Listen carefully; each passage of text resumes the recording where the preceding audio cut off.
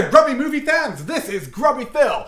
Welcome to Movies Should Be Fun, and today we are talking about Jupiter Ascending. Movies should be fun. Movies should be fun. Movies should be fun. Movies should be fun.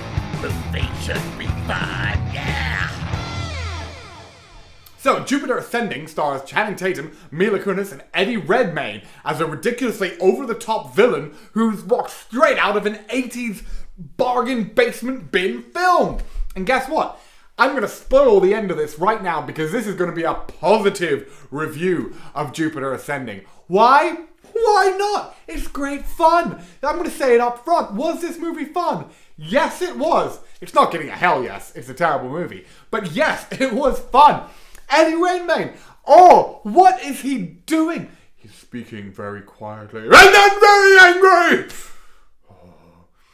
Looking sort of shiny, and I mean, he plays the weird sci-fi fantasy movie bad guy, like, not textbook, more than textbook, textbooks plus, like a textbook with a shot of steroids into its arm and just be like, I am the evil character. Oh, he won a Razzie for this movie and it was not undeserved. I love Eddie Redmayne in this.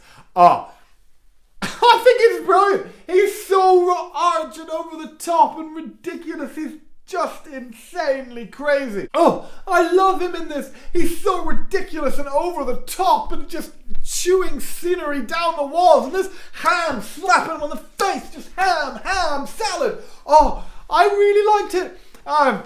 Channing Tatum, he's kind of nothingy in this. I really like Channing Tatum, the Tatum. But in this, he mainly just has Spock ears, a little goatee, and goes around sort of doing the action stuff, which is fine because his character is like a genetically engineered wolf soldier gruff guy, and that's what he plays and that's what he is, so I'm cool with that. Mila Kunis plays the character we relate to. You know, she's a normal human, or so we think, but turns out she's the queen who rules the entire planet because her DNA is an exact not a copy. Well, it's exactly the same as the DNA of this dead queen, and this happens like every now and again, and they consider this a reincarnation. So the world is hers, and that's fantastic because everyone, of course, wants her to sign off on it. So there's these three other guys. So Eddie Redmayne, another girl, another guy, and they're her children. You know, the old dead queen's children. And so half of them are like, mother, be on my side, because they're all warring for planet Earth because they use people to keep themselves young for thousands of years, blah, blah, blah, blah, which is cool. And then one of them tries to marry her, what is meant to be his mother, so that's kind of weird and disgusting. And Channing Tatum goes around, he rescues her sometimes, but she's not too much of a damsel in distress. You know, she's a good, strong character. In fact, Mila Kunis is actually pretty good in this. She really grounds this film, this ridiculous film of over-the-top Eddie Redmayne bad guyness, and I am Channing Tatum, the wolf Spock who had his ears chopped off. Ears? No. Wings chopped off. She really keeps us a little on the ground. It was a slightly smaller movie than I expected in terms of computer graphics for the Wachowskis. Obviously there are big computer graphic stuff there, but there's a lot of stuff clearly done in real sets and real world. And actually the big sort of computer graphic-y action-y scenes, they didn't last too long. They didn't really bother me, and that's something that really bugs me in a lot of films, including the third Matrix especially, which they of course made. You know, there's the kind of hellscape scene fight with the lizard beast thing at the end. But it doesn't last too long, and then we're back to cool stuff. The floating shoe things are kind of cool.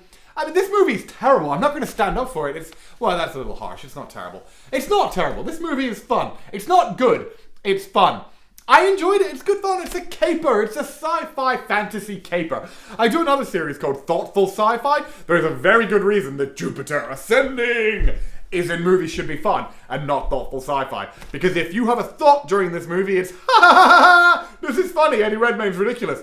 It's not, I like what they're saying about the human condition. None of that. Anyway, Jupiter Ascending. Eddie Redmayne, forget the Oscars, forget playing sensible roles. I mean, everyone tries to do that, right?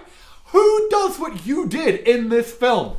Who says, I am going to take every last piece of scenery and I'm going to shove it into my mouth and do a really strange accent and then lose control? He's insane in this. I believe that his character is insane because it seems like Eddie Redmayne himself became insane to think that this was a good idea to perform this. The Wachowskis, I don't know what anyone was thinking when they allowed this performance to happen. I'm so happy it did, because this movie would be so dull without it. But he is hilarious and funny, and I hope he did it on purpose, because there's not enough of that ridiculousness in films nowadays, especially these like big, bloated, hopeful for movie universe kind of things, which I think this was, but obviously that isn't happening. He's overblown, ridiculous, and I can't say it enough times. See this movie. See this movie for a laugh, but in a fun way, with the film. I enjoyed the film. I was invested in the characters. You know, it's not bad. It's not good, but it's fun.